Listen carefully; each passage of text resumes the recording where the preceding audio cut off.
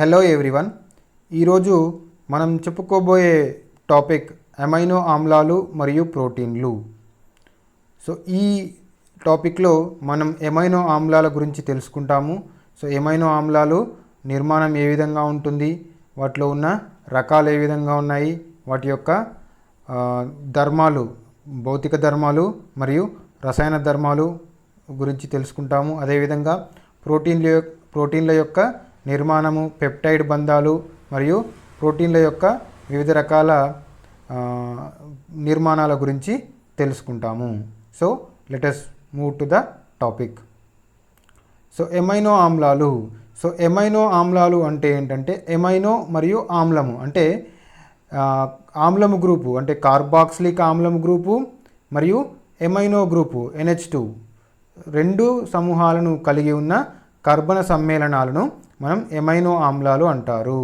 అంటే ఏ కర్బన సమ్మేళనాలలో అయితే కార్బాక్సిలిక్ ఆమ్ల గ్రూపు దట్ ఈస్ COOH సమూహము మరియు అమైనో గ్రూపు అనగా NH2 సమూహము రెండూ కలిగి ఉన్నట్లయితే అటువంటి కర్బన సమ్మేళనాలను ఎమైనో ఆమ్లాలు అంటారు. సో ఈ ఎమైనో ఆమ్లాలు అనేటివి ముఖ్యమైన అనుఘటకాలు. ఎందుకంటే ప్రోటీన్లు అనేటివి ఎమైనో ఆమ్లాల యొక్క పాలిమర్లు. అంటే ఎమైనో ఆమ్లాలు కొన్ని వందల వేల సంఖ్యలో ఒకదానితో ఒకటి అమైడ్ లేదా పెప్టైడ్ బంధాలతో జత చేయబడి మనకు ప్రోటీన్లు అనేటివి ఏర్పడుతున్నాయి. సో ప్రోటీన్లు అనేటివి మనకు మన శరీర పెరుగుదలకు, మన శరీర అభివృద్ధికి, మన కండరాల పెరుగుదలకు ముఖ్యమైన అనుఘటకాలు.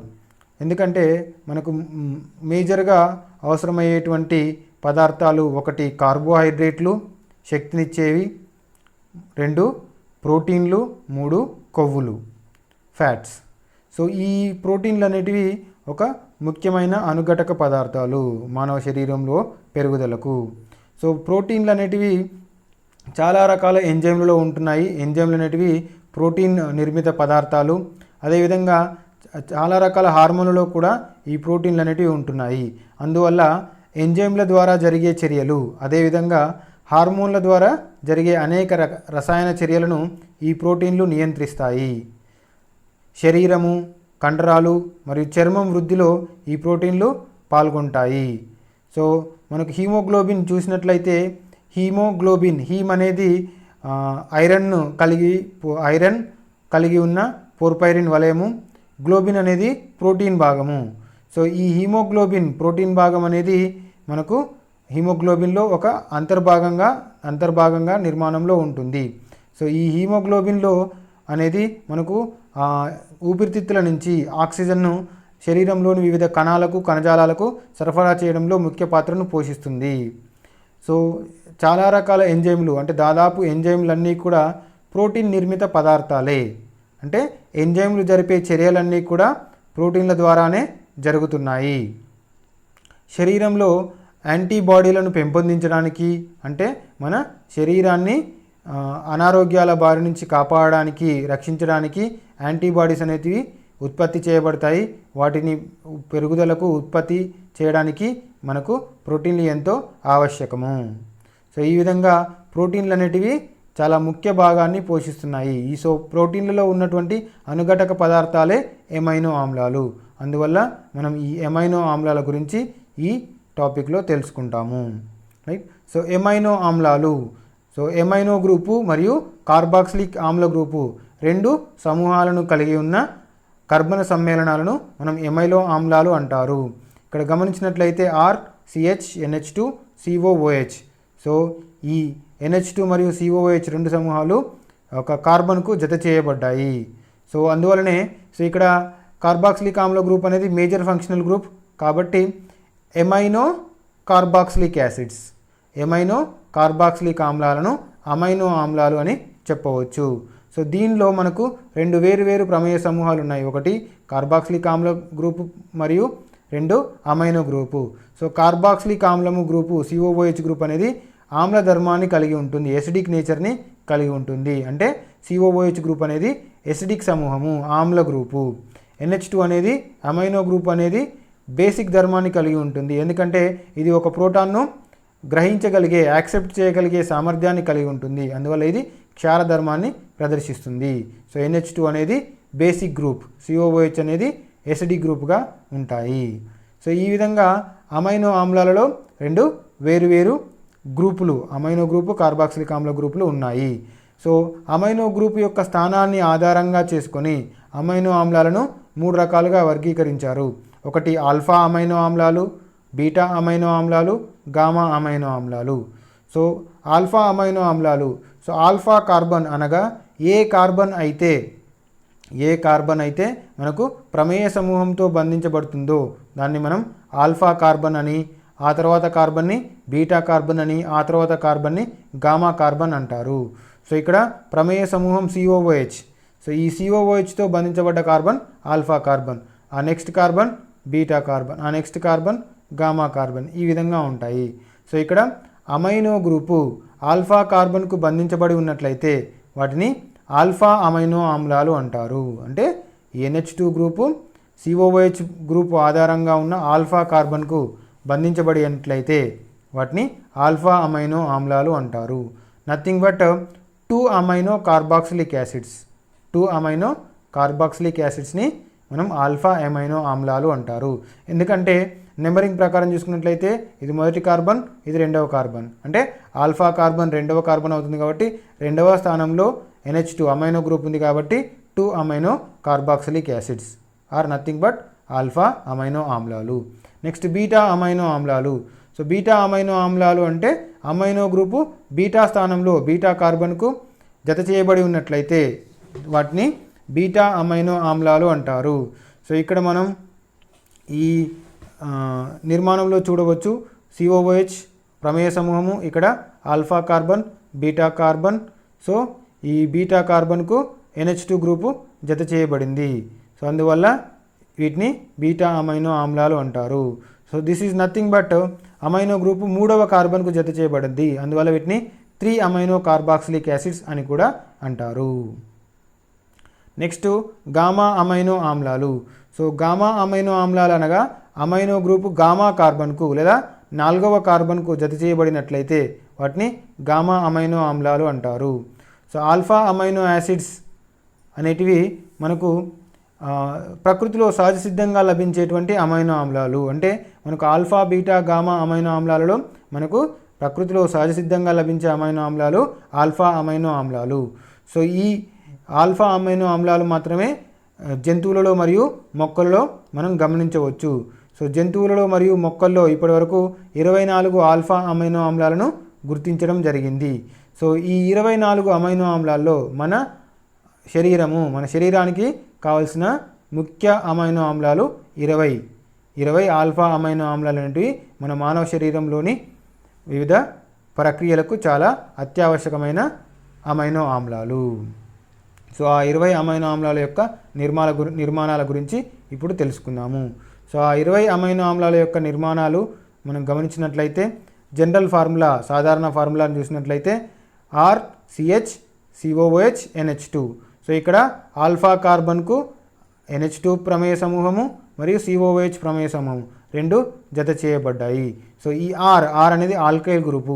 సో ఈ ఆల్కైల్ గ్రూపు ఆధారంగా వివిధ రకాల అమైనో ఆమ్లాల నిర్మాణాలు వేరువేరుగా ఉంటాయి, రైట్. సో ఈ ఆల్కైల్ గ్రూప్ ప్లేస్లో H ఉన్నట్లయితే సో అది glycine, that is HCH NH2 COOH, అది గ్లైసిన్. ఎలనిన్లో R ప్లేస్లో మిథైల్ గ్రూప్ ఉంటుంది. So in the place of R alkyl group స్థానంలో మిథైల్ గ్రూప్ ఉంటుంది. సో ఈ methyl that is CH3 CH NH2 COOH అనేది ఎలనిన్. ఈ నిర్మాణము కామన్ అండి. ఈ నిర్మాణము మనకు అన్ని అమైనో ఆమ్లాలలో, అన్ని ఆల్ఫా అమైనో ఆమ్లాల్లో ఉండే బేసిక్ నిర్మాణము, ప్రాథమిక నిర్మాణము. సో దీనికి జత చేయబడ్డ ఆల్కైల్ గ్రూపు ఆధారంగా ఆ అమైనో ఆమ్లాల యొక్క పేర్లు అనేటివి ఉంటాయి, రైట్. సో ఇక్కడ ఇది ఎలనిన్. నెక్స్ట్ వచ్చేసి వ్యాలిన్లో ఆల్కైల్ గ్రూప్ ప్లేస్లో మనకు ఐసోప్రోపైల్ గ్రూప్ ఉంటుంది. సో CH3 అనేది ఐసోప్రోపైల్ గ్రూప్. ఈ ఐసోప్రోపైల్ గ్రూప్ ఉండడం వల్ల దీన్ని మనం వ్యాలిన్ అంటారు. నెక్స్ట్ వచ్చేసి leucine is isobutyl group. CH3 CH3 so ఈ ఐసోబ్యూటైల్ గ్రూప్ అనేది ఆల్కైల్ గ్రూప్ స్థానంలో ఉంటుంది. So that is leucine. ఐసోల్యూసిన్లో సెకండరీ బ్యూటైల్ గ్రూప్ ఉంటుంది, 2 బ్యూటైల్ గ్రూప్ CH3CH2CH సో ఈ 2 బ్యూటైల్ గ్రూపు మనకు బేసిక్ నిర్మాణానికి జత చేయబడి ఉంటుంది, that is RCHNH2COOH. So CH3CH2CH CH3CHNH2COOH. So ఇది ఐసోల్యూసిన్. నెక్స్ట్ ఈజ్ సెరిన్లో మనకు ఆల్కైల్ గ్రూప్ స్థానంలో CH2OH అనేది మనకు ఉంటుంది. సో ఇక్కడ OH గ్రూప్ అనేది అడిషనల్గా ఉన్న సమూహము. నెక్స్ట్ వచ్చేసి థ్రియోనిన్. సో థ్రియోనిన్ అనేది మనకు CH3CHOH CHNH2COOH, రైట్. సో ఇక్కడ ఆల్కైల్ గ్రూప్ స్థానంలో మనకు CH3CHOH అనే సమూహము జత చేయబడింది. సో ఈ రెండు సెరిన్ మరియు థ్రియోనిన్లు రెండు కూడా ఆల్కహాల్ OH గ్రూప్ హైడ్రాక్సీ గ్రూప్ని అదనంగా కలిగి ఉన్నాయి. మనకు అమైనో ఆమ్లాలలో ఒక అమైనో ప్రమేయ సమూహము, ఒక కార్బాక్సిలిక్ ఆమ్ల ప్రమేయ సమూహం ఉంటాయి. కానీ ఇక్కడ మనం సెరిన్ మరియు థ్రియోనిన్లను గమనించినట్లయితే ఇవి కార్బాక్సిలిక్ ఆమ్లము మరియు అమైన్ ప్రమేయ సమూహాలతో పాటు అడిషనల్గా ఒక OH హైడ్రాక్సీ గ్రూప్ను కలిగి ఉన్నాయి. Next is cysteine. సో సిస్టీన్లో సిస్టీన్ యొక్క నిర్మాణాన్ని మనం గమనించినట్లయితే సో ఇక్కడ ఆల్కైల్ గ్రూప్ స్థానంలో SHCH2, ఓకే. సో థయోల్ గ్రూపును కలిగి ఉంది. సో ఇక్కడ SHCH2 గ్రూపు ఆల్కైల్ గ్రూప్ స్థానంలో ఉంది. So SHCH2 CHNH2COOH. సో ఇది సిస్టీన్. నెక్స్ట్ వచ్చేసి మిథియోనిన్ మనం గమనించినట్లయితే CH3. నెక్స్ట్ మిథియోనిన్ మనం గమనించినట్లయితే CH3SCH2CH2 అనేది ఒక థయో ఈథర్ గ్రూప్ను కలిగి ఉంది. సో మిథియోనిన్లో మనకు thio ether group that is CH3SCH2CH2 సమూహము ఆల్కైల్ గ్రూప్ స్థానంలో జత చేయబడింది. సో ఇక్కడ ఈ రెండు సిస్టీన్ మరియు మిథియోనిన్లు రెండు కూడా సల్ఫర్ యాటమ్ను కలిగి ఉన్న ఆల్ఫా అమైనో ఆమ్లాలు. ఎందుకంటే సిస్టీన్లో SH సమూహం ఉంది, థయోల్ సమూహం ఉంది, మరియు మిథియోనిన్లో థయో ఈథర్ సమూహం ఉంది. నెక్స్ట్ ఈజ్ ఆస్పార్టిక్ యాసిడ్ వచ్చేసి COOH CH2 CHNH2COOH. సో ఇక్కడ ఆల్కైల్ గ్రూప్ స్థానంలో మనకు CH2COOH అనేది జత చేయబడింది, రైట్. సో ఇక్కడ ఈ ఆస్పార్టిక్ యాసిడ్ ఒక ఆమ్ల గ్రూపును అదనంగా కలిగి ఉంది, అడిషనల్గా ఒక ఆమ్ల గ్రూప్ అనేది ఉంది. నెక్స్ట్ గ్లూటామిక్ యాసిడ్ వచ్చేసి 5 కార్బన్లు కలిగి ఉన్న డైకార్బాక్సిలిక్ ఆమ్లము.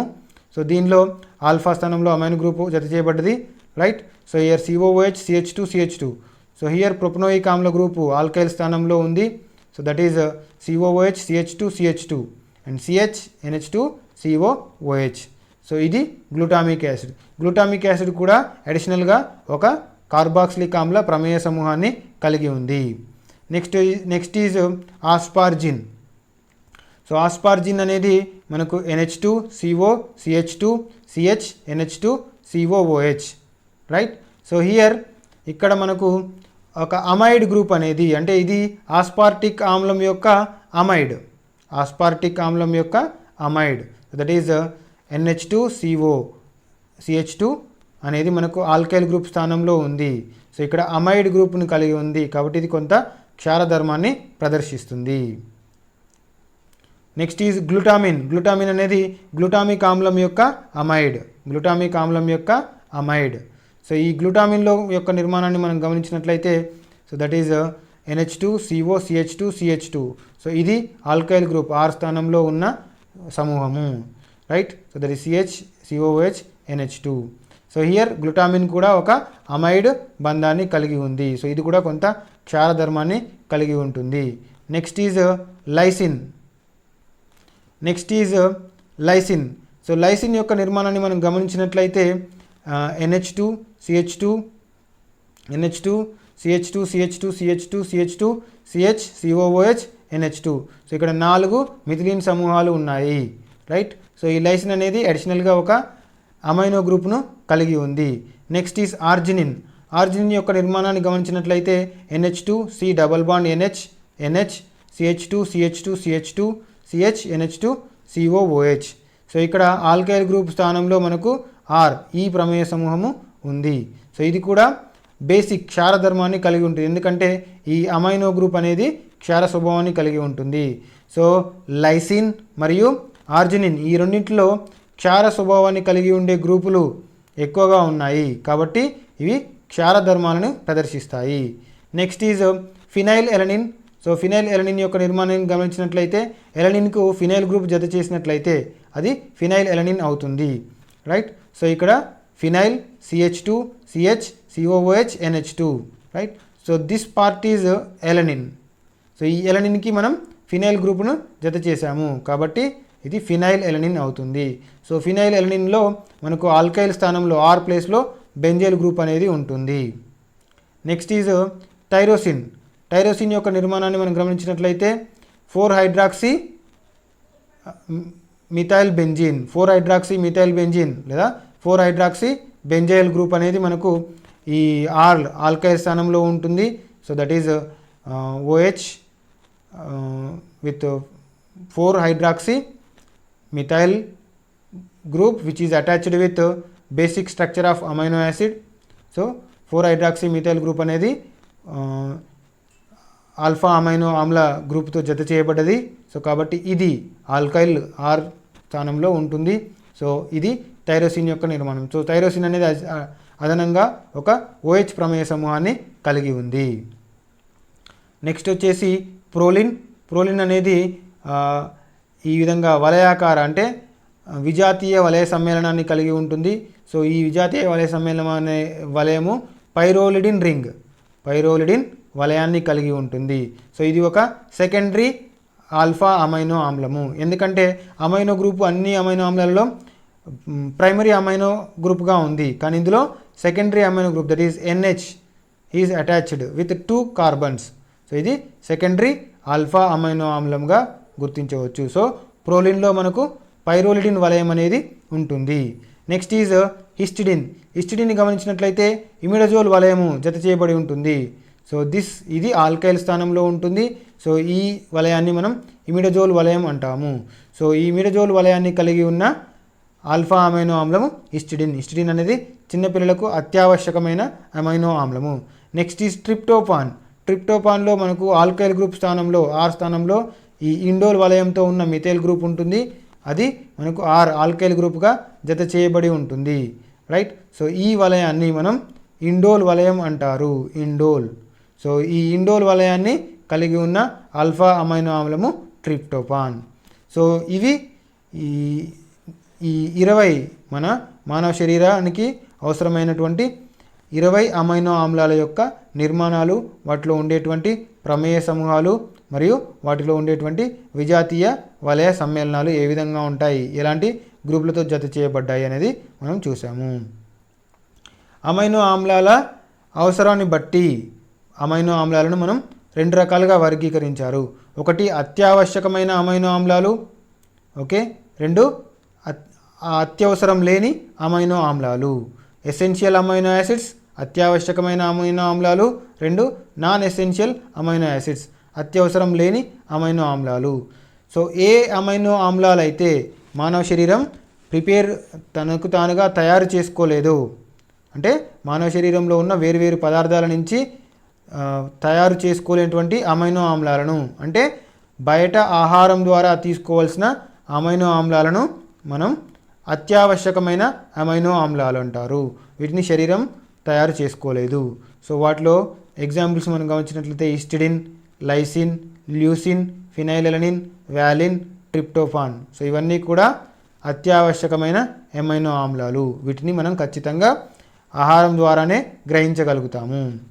సో ఏవైతే మానవ శరీరం తనలో ఉన్న భాగాలను, తనలో ఉన్న వేరు పదార్థాలను ఉపయోగించుకొని తయారు చేసుకోగల అమైనో ఆమ్లాలను అత్యవసరం లేని అమైనో ఆమ్లాలు అంటారు. సో ఇవి శరీరంలో ఉత్పత్తి చేయబడతాయి. సో వాటి యొక్క ఉదాహరణలు గమనించినట్లయితే glycine, alanine, serine, aspartic acid, glutamic acid, asparagine. So ఇవన్నీ కూడా అత్యవసరం లేని అమైనో ఆమ్లాలు. అమైనో ఆమ్లాల యొక్క ఆమ్ల క్షార తటస్థ ధర్మాల ఆధారంగా అమైనో ఆమ్లాలని 3 రకాలుగా వర్గీకరించారు. ఒకటి ఆమ్ల అమైనో ఆమ్లాలు, క్షార అమైనో ఆమ్లాలు, తటస్థ అమైనో ఆమ్లాలు. ఆమ్ల అమైనో ఆమ్లాలని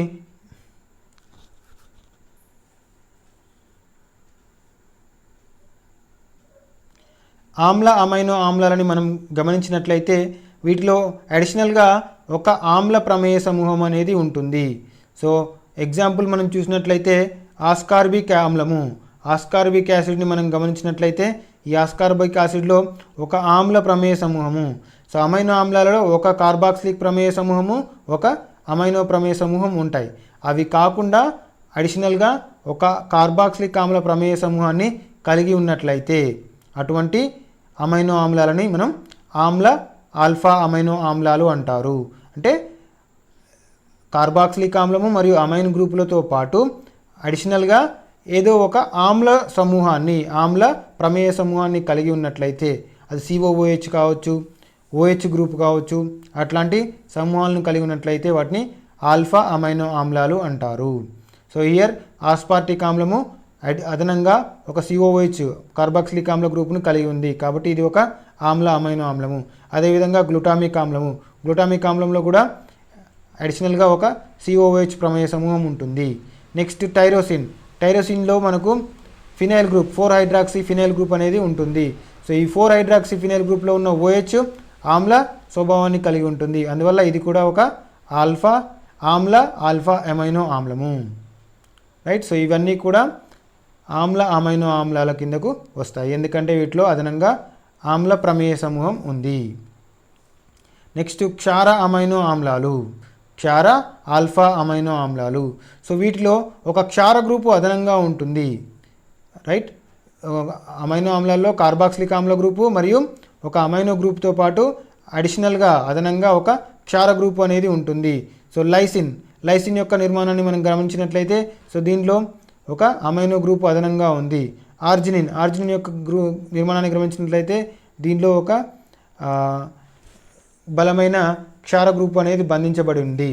రైట్. సో ఈ రెండు కూడా మనకు అడిషనల్గా ఒక క్షార స్వభావాన్ని కలిగి ఉన్న గ్రూపులను కలిగి ఉన్నాయి కాబట్టి ఇవి మనకు క్షార అమైనో ఆమ్లాల కిందకు వస్తాయి. అంటే ఒక ఆమ్ల గ్రూపు ఒక క్షార గ్రూపుతో పాటు అదనంగా క్షార గ్రూపులను కలిగి ఉన్న అమైనో ఆమ్లాలని మనం క్షార ఆల్ఫా అమైనో ఆమ్లాలు అంటారు, basic alpha amino acids. Next వచ్చేసి తటస్థ అమైనో ఆమ్లాలు. ఈ తటస్థ అమైనో ఆమ్లాలలో ఒక ఆమ్ల గ్రూపు ఒక క్షార గ్రూప్ మాత్రమే ఉంటాయి. అంటే ఒక కార్బాక్సిలిక్ ఆమ్ల గ్రూపు ఒక అమైనో గ్రూప్ మాత్రమే ఉంటాయి. So that is nothing but mono carboxylic acid. So ఆమ్ల మరియు క్షార ప్రమేయ సమూహాల సంఖ్య సమానంగా ఉంటుంది. So for example glycine NH2CH2COOH, alanine NH2CH3COOH. So వీటిలో ఒక ఆమ్ల గ్రూపు ఒక క్షార గ్రూప్ మాత్రమే ఉన్నాయి. సో ఇలాంటి అమైనో ఆమ్లాలన్నీ కూడా మనకు తటస్థ అమైనో ఆమ్లాల కిందకు వస్తాయి. సో ఈ విధంగా వాటి యొక్క ఆమ్లక్షార స్వభావాన్ని బట్టి అమైనో ఆమ్లాలని 3 రకాలుగా వర్గీకరించాము. ఒకటి ఆమ్ల అమైనో ఆమ్లాలు, క్షార అమైనో ఆమ్లాలు మరియు తటస్థ అమైనో ఆమ్లాలు. నెక్స్ట్ అమైనో ఆమ్లాల యొక్క నిర్మాణ విన్యాసము. సో అమైనో ఆమ్లాలని మనం గమనించినట్లయితే ఆల్ఫా కార్బన్ అనేది అసౌష్ఠవ కార్బన్గా ఉంటుంది. ఒక గ్లైసిన్ మినహా మిగిలిన అన్ని ఆల్ఫా అమైనో ఆమ్లాలలో ఆల్ఫా కార్బన్ అనేది అసౌష్ఠవ కార్బన్గా ఉంటుంది.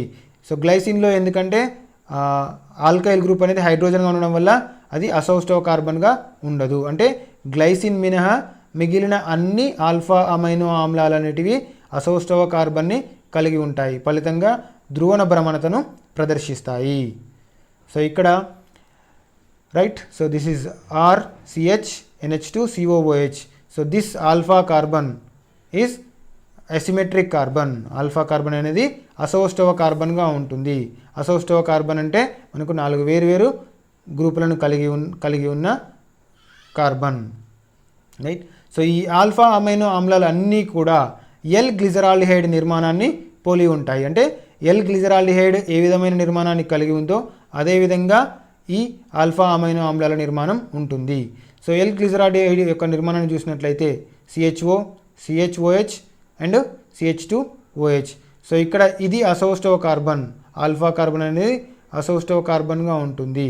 సో అసౌస్టవ కార్బన్ వద్ద అధిక ఆక్సీకరణ చెందిన గ్రూపు ఎడం వైపుకుంటే దాన్ని L అని, కుడివైపుకుంటే D అని అంటారు. So L విన్యాసము, D విన్యాసము. సో ఇక్కడ OH గ్రూప్ అనేది ఎడం వైపుకు ఉంది కాబట్టి L గ్లిజరాల్డిహైడ్ అని రాస్తున్నాము. ఒకవేళ OH గ్రూప్ కుడివైపుకుంటే దాన్ని D గ్లిజరాల్డిహైడ్ అని రాస్తారు. రైట్. సో ఇక్కడ క్యాపిటల్ D మరియు క్యాపిటల్ L విన్యాసాలను వాటి యొక్క అసౌష్ఠవ కార్బన్ వద్ద ఉన్న ప్రమేయ సమూహాలు కుడివైపుకా ఎడంవైపుకు ఉన్నాయా అనే ఆధారంగా మనం నిర్ధారణ చేస్తాము.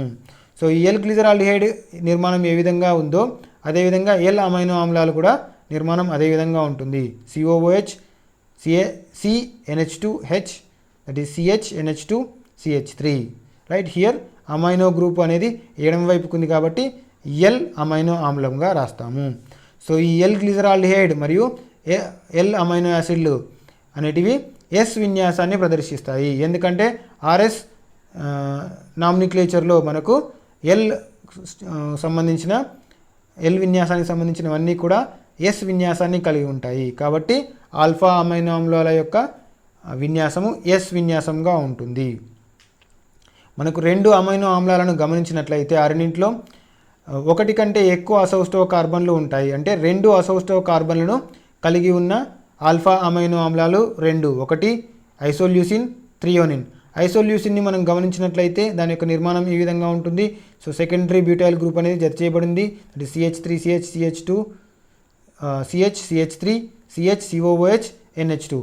సో ఇక్కడ ఆల్ఫా కార్బన్ మరియు బీటా కార్బన్ రెండు కూడా అసౌష్ఠవ కార్బన్లుగా ఉంటాయి. అంటే రెండు అసౌష్ఠవ కేంద్రాలను కలిగి ఉన్నది.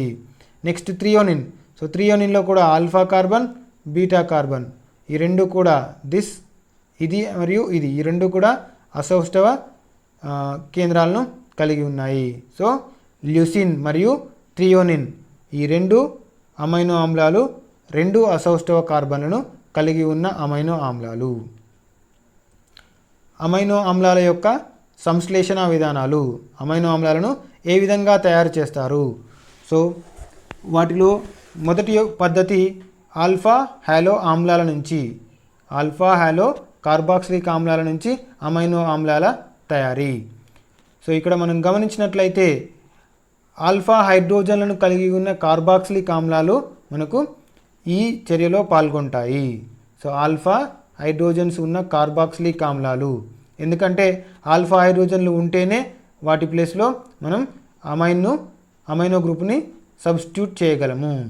రైట్. సో ఆల్ఫా హైడ్రోజన్లు ఉన్న కార్బాక్సిలిక్ ఆమ్లాలను HI మరియు రెడ్ ఫాస్ఫరస్ సమక్షంలో క్లోరిన్తో చర్య జరిపించినప్పుడు మనకు ఆల్ఫా స్థానంలో క్లోరైడ్ గ్రూపు ప్రతిక్షేపించబడుతుంది. సో ఇక్కడ H అనేది అంటే ఆల్ఫా హైడ్రోజన్ అనేది ఇక్కడ ఉన్న ఒక Clతో చర్య పొంది HClగా వెళ్ళిపోతుంది.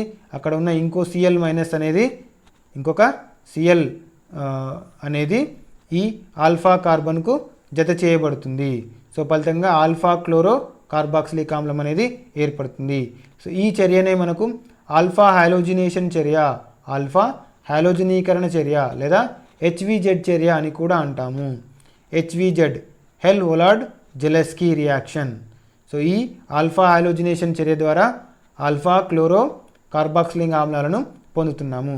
ఈ ఏర్పడ్డ ఆల్ఫా క్లోరో కార్బాక్సిలిక్ ఆమ్లాలను అమైనో గ్రూప్తో అమ్మోనియాతో చర్య జరిపించినప్పుడు ఇక్కడ ఉన్న Cl అమ్మోనియాలో ఉన్న ఒక HClగా వెళ్ళిపోతుంది. ఫలితంగా NH2 అనేది మిగిలిపోయి ఆ NH2 అనేది ఈ ఆల్ఫా కార్బన్కు జత చేయబడుతుంది.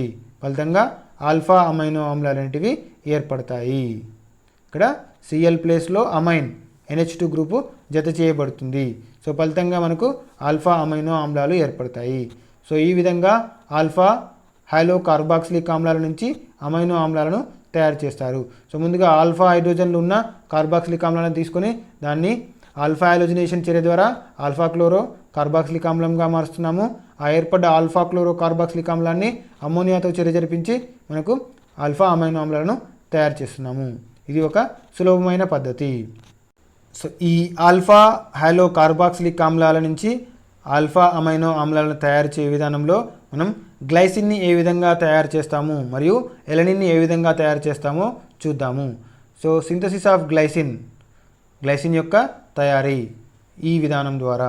సో గ్లైసిన్ యొక్క నిర్మాణాన్ని మనం గమనించినట్లయితే దట్ ఈజ్ NH2CH2COOH. సో ఇక్కడ ఆర్ ప్లేస్లో హైడ్రోజన్ ఉంది, రైట్. సో మనం తీసుకునే కార్బాక్సిలిక్ ఆమ్లము స్టార్టింగ్ మెటీరియల్ కూడా మనకు ఆర్ ప్లేస్లో హైడ్రోజన్ తీసుకోవాలి, దట్ ఈస్ CH2HCOOH.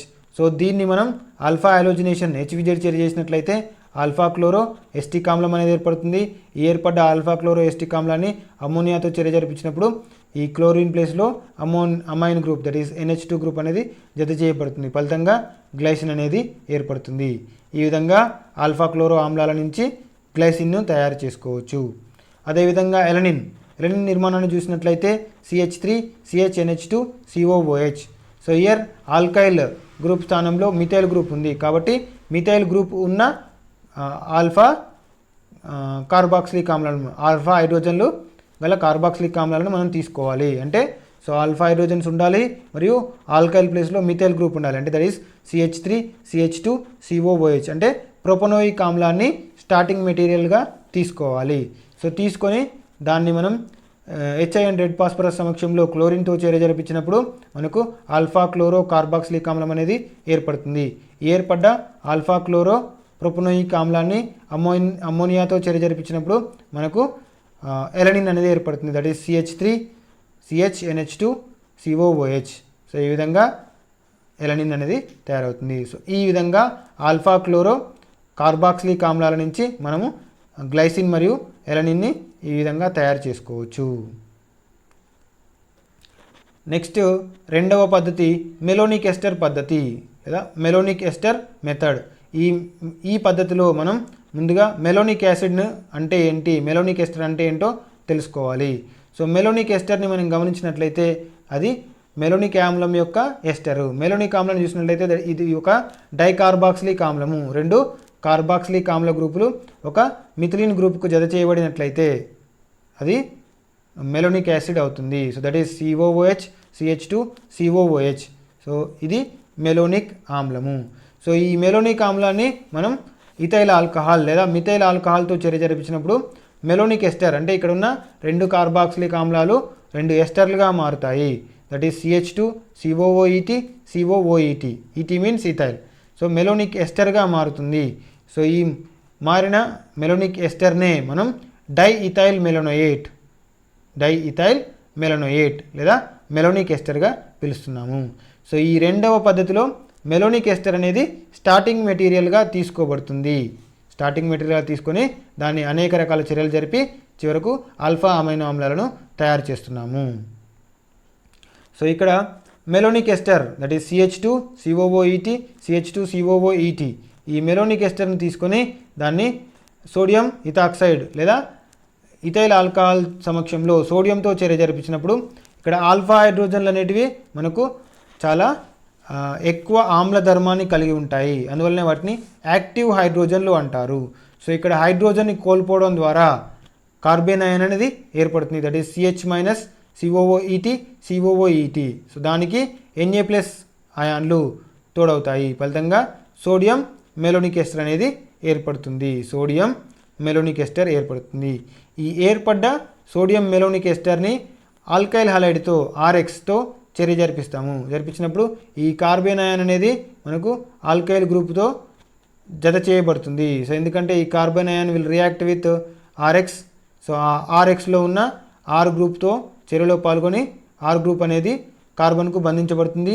సో ఇక్కడ హాలోజన్ అనేది వెళ్ళిపోయి ఇక్కడ ఉన్న Na+తో జత చేయబడి NaXగా బహిర్గతం అవుతుంది, రైట్. సో ఇక్కడ NaXగా వెళ్ళిపోతాయి. ఈ ఆల్కైల్ గ్రూప్ అనేది మనకు మెలోనిక్ ఎస్టర్కు జత చేయబడుతుంది. ఫలితంగా ఆల్కైల్ మెలోనిక్ ఎస్టర్ అనేది ఏర్పడుతుంది. ఇక్కడ ఈ స్టెప్ అనేది చాలా ఇంపార్టెంట్, ఎందుకంటే ఈ స్టెప్లోనే మనం ఆల్కైల్ గ్రూప్ను జత చేయడం జరుగుతుంది, రైట్. సో ఈ ఏర్పడ్డ ఆల్కైల్ మెలోనిక్ ఎస్టర్ని మనం ఏం చేస్తున్నాం, జల విశ్లేషణ చేసినట్లయితే ఈ బంధాలు విడిపోయి ఎస్టర్ బంధాలు విడిపోయి మనకు రెండు కూడా కార్బాక్సిలిక్ ఆమ్లాలుగా ఏర్పడతాయి. That is CH COOH. So ఈ ఏర్పడ్డ డైకార్బాక్సిలిక్ ఆమ్లాన్ని మనం బ్రోమిన్తో చర్య జరిపించి వేడి చేస్తాము. ఫలితంగా ఒక కార్బాక్సిలిక్ ఆమ్ల గ్రూపు CO2ని విడిచిపెట్టి డికార్బాక్సిలేషన్ జరుగుతుంది, రైట్. సో అండ్ అదేవిధంగా ఆల్ఫా స్థానంలో ఉన్న హైడ్రోజన్లో మనకు బ్రోమిన్ అనేది ప్రతిక్షేపించబడుతుంది. వేడి చేయడం ద్వారా COOHలో ఉన్న కార్బన్ డైఆక్సైడ్ CO2గా వెళ్ళిపోతుంది మరియు బ్రోమిన్తో చర్య జరిపించడం వల్ల మనకు ఆల్ఫా స్థానంలో బ్రోమిన్ అనేది ప్రతిక్షేపించబడుతుంది. సో ఫలితంగా మనకు ఆల్ఫా బ్రోమో కార్బాక్సిలిక్ ఆమ్లం అనేది ఏర్పడుతుంది. ఈ ఏర్పడ్డ ఆల్ఫా బ్రోమో కార్బాక్సిలిక్ ఆమ్లాన్ని అమోనియాతో చర్య జరిపించినట్లయితే మనకు RCHNH2COOH ఆల్ఫా అమైనో ఆమ్లాలు ఏర్పడతాయి. సో ఈ విధంగా మనం మెలోనిక్ ఎస్టర్ని స్టార్టింగ్ మెటీరియల్గా తీసుకొని వేరు రకాల చర్యలు జరిపి మనం ఆల్ఫా అమైనో ఆమ్లాలను తయారు చేస్తున్నాము. సో ఇక్కడ రెండవ దశలో చర్య జరిపే ఆల్కైల్ హలైడ్ ఆధారంగానే మనకు ఏర్పడే ఆల్ఫా అమైనో ఆమ్లం యొక్క నిర్మాణం ఆధారపడి ఉంటుంది. ఎందుకంటే ఇక్కడ RX ఆల్కైల్ గ్రూప్ను మెలోనిక్ ఎస్టర్కి జత చేస్తున్నాము. సో ఇక్కడ ఏర్పడే ఆల్ఫా అమైనో ఆమ్లంలో R అనేది ముఖ్య పాత్రను పోషిస్తుంది. ఎందుకంటే ఆల్కైల్ గ్రూప్ చేంజ్ అయితే దాని యొక్క నిర్మాణం కూడా చేంజ్ అవుతుంది.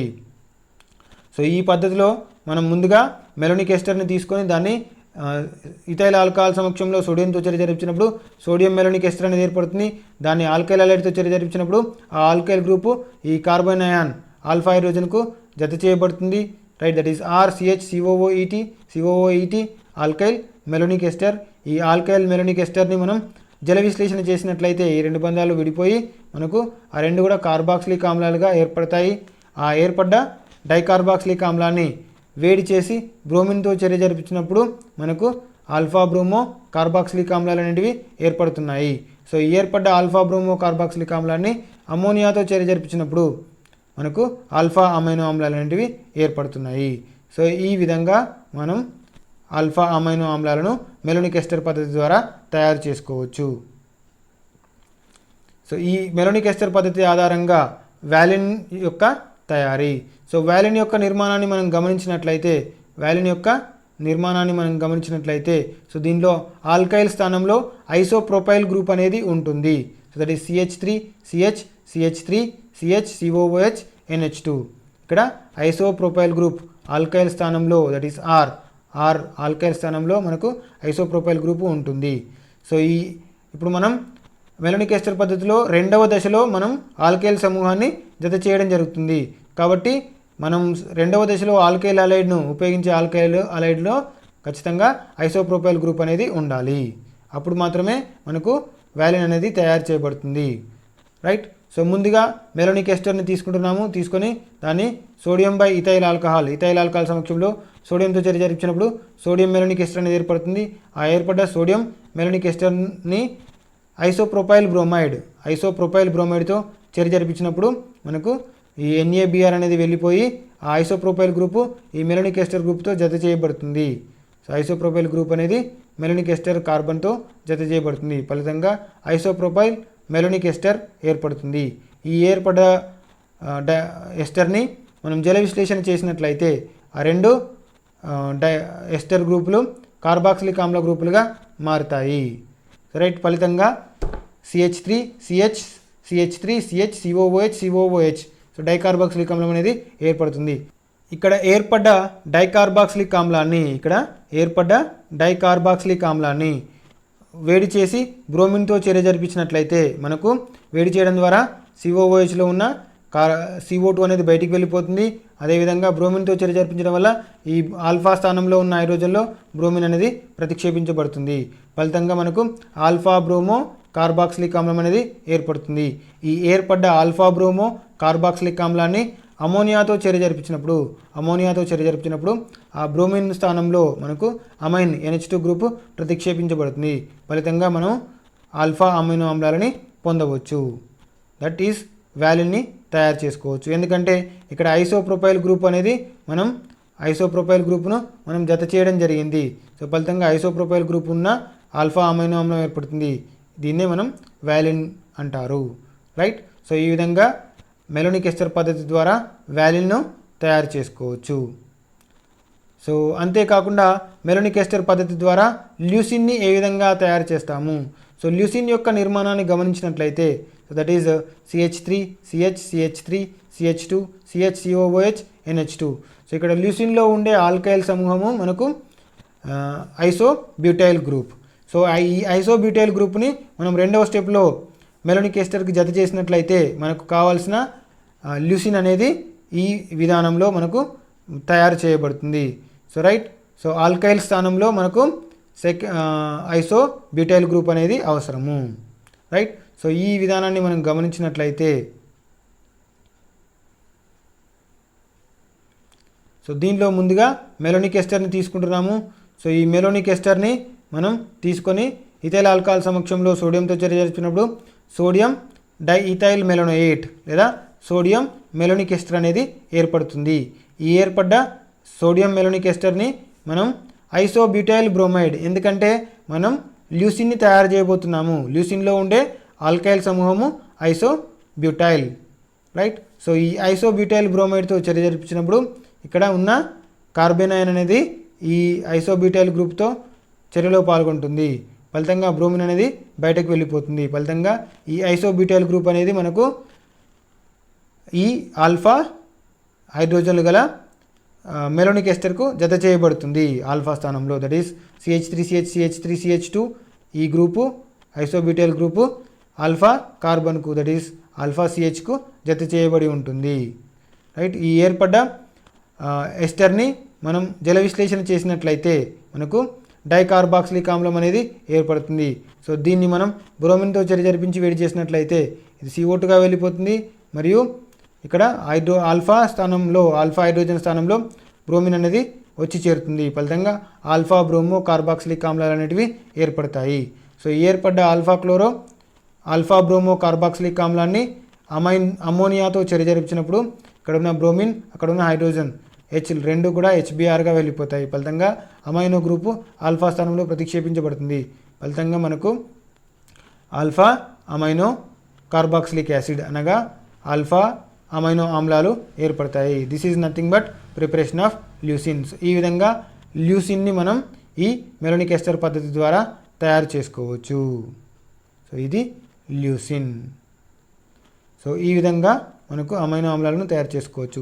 సో ఈ అమైనో ఆమ్లాలు మరియు ప్రోటీన్లు అనే చాప్టర్లో మనం ముందుగా అమైనో ఆమ్లాలు అంటే ఏంటి, వాటి యొక్క వివిధ రకాల నిర్మాణాలు అంటే 20 అమైనో ఆమ్లాల యొక్క నిర్మాణం ఏ విధంగా ఉంది, వాటి యొక్క పేర్లను వాటి యొక్క నిర్మాణాన్ని మనం గమనించాము.